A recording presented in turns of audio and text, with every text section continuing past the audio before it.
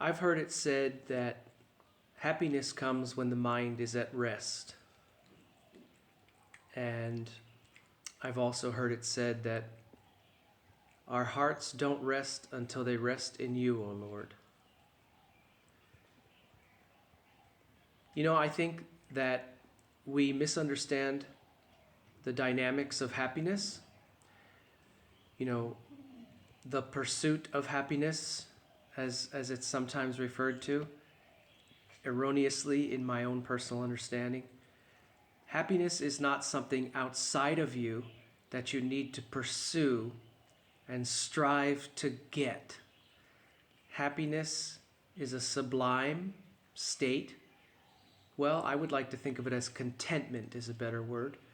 That happens when all of the detractors from that natural simple state are disengaged or released or dissipated. And it arises back of its own accord. Now again, I'm not talking about ecstatic amusement and entertainment and all that. I'm just talking about a simple state of inner contentment. And what I think is the key, or what is crucial for reaching that state, I don't even want to say reaching, but returning to that state, is to lose your self. Not just lose yourself, but lose yourself. The small s, local, illusory person you think you are, that you are just happen to be being now, kind of thing. When the ego intellect is disengaged and allowed to be forgotten, then the way is cleared for happiness to re-emerge. So you might have a hobby or a pastime or some activity you really enjoy engaging in. Maybe it could be anything. Maybe it's wood chopping. Maybe it's gardening.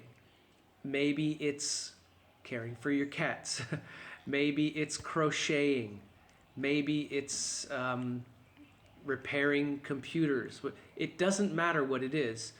The point is that you enjoy it because when you are doing it, you forget yourself.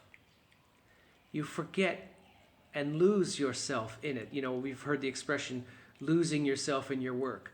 Well, it's those things that we can do that we forget about ourselves while doing them. Then we find that to be a joy.